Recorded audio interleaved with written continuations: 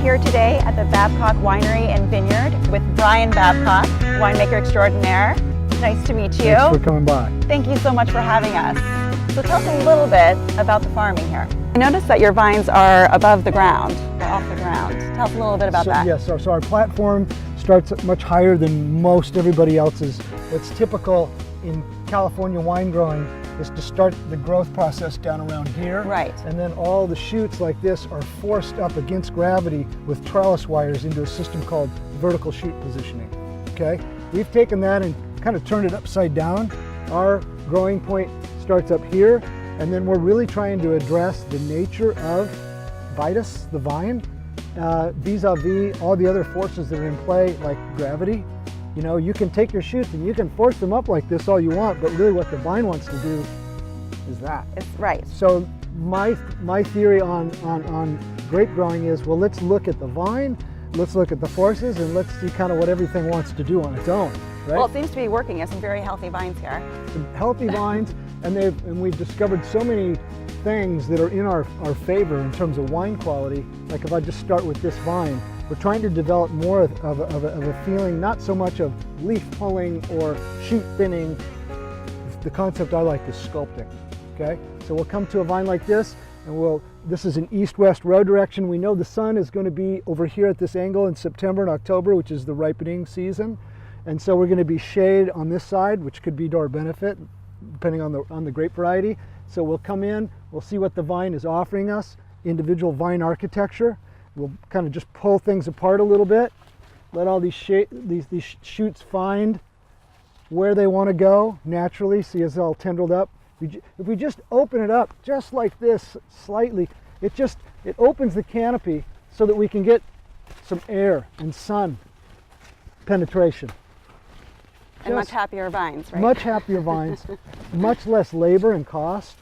See, I can just kind of open it up naturally, a little bit more penetration. We get this is just money, the dance, when the breeze comes up and the whole thing just starts to kind of rock and open. What we want is for some sun and air to penetrate into the core. Right. Okay, so then once we establish the symmetry of the vine, knowing where the sun's going to be, let's say if this were Chardonnay, we would want the clusters to actually ripen in the shade. Okay. The wine will have more intensity, right? Right, so you have some vines down here and some up on top further as up, well. so there's a difference in the grape. Yes, different varieties and different climates, different conditions. Not as much wind down here because we're a little more protected. Right. A little more wind up there. So then at this point, then we can come in and just sort of sculpt out some of these leaves, which will further open up the canopy. This helps to minimize our mildew problem. And if we do it right and the timing is good, it's more or less, as opposed to my old system where I would have to come through the field 3 times a year just to put up wires. There are no wires. It's all gone. So we can very sort of naturally and gracefully, working with the forces of nature, set up the vine so that it's poised to make a great wine. And if we do it right, it's just one pass. Well, it makes perfect sense, and your wine is incredible, so it's obviously working. Thank you. We're still learning, but yes. So now you have also told me that you are doing something with butterflies. So in the last 6 months or so, I've developed a new concept called agri-aesthetics. So it's agriculture and aesthetics. Okay. Agri-aesthetics is the treatment of an agricultural domain as a piece of art. So what we're trying to do is lace together the man-made with nature in such a way that it brings beauty to the entire agricultural operation. This hillside used to be a vineyard. The vines weren't doing too well, so we took the vines out, and rather than come back in and replant yet another grapevine, we are reforesting this hillside. You can see the oak trees in the background. These are now 4-year-old trees that we planted. We've probably planted 500 trees in the last 2 or 3 years at various points within the agricultural domain, right? This is Cedros Island verbena. This is one of our target nectar flowers that we're hoping will attract butterflies.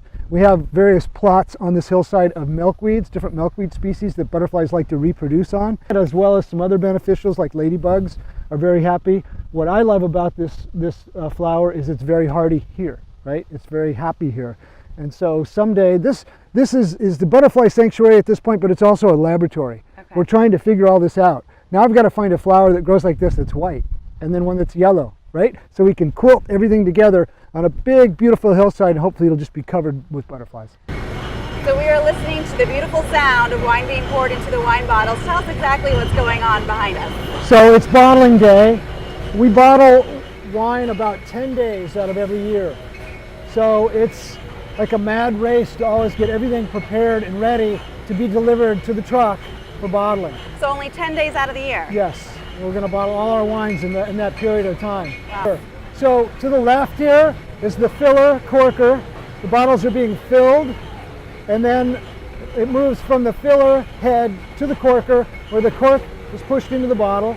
From that machine, we go to the foil spinner, where the capsules are spun down onto the bottle. And then last but not least, off to our right here, is the labeling machine. All of the red wines that will stay in barrel for a year to a year and a half eventually make their way into the cellar. We have a new favorite Cooper, Cooper being wine barrel maker. Okay. In this case, the gentleman's name is Gerard Fouailly, and Gerard makes some of the nicest barrels in Burgundy. These things are about $1,000 a piece now, so they're very precious, but very important, very integral in the fine winemaking process. So here we are in our tasting room. The design has come from my wife, Lisa, who is a mad genius in creating atmosphere. When you have a little chance after we taste here, feel free to look around and just take in all the crazy, wonderful vintage and music and vinyl and antiques and stuff like that. There's 5,000 square feet of it here. I thought we would taste a wine that we bottled this morning, hot off the press. So you're going to be the first one on this planet to taste the 2016 Fathom. This is a Petit Verdot. It's from the other side of the St. Ines Valley, where it's a little warmer. We need a little more heat for this variety. Here it goes. Have I mentioned I love my job? It's good to be the taster. Yeah. So tell us, what is the proper way to taste wine? Is there a technique? Well, I mean, if you start off, if it's a nice wine and you start off with a nice glass, like a bowl, depending on the variety, a nice bowl, so that the wine can get a little air and breathe. And then if you swirl it just a little bit, it sort of drags the air against the surface of the liquid, and that helps to make it aromatic. It helps to bring the aroma up into the bowl and to your nostrils. And after that, if it tastes good, swallow it. Cheers. Cheers.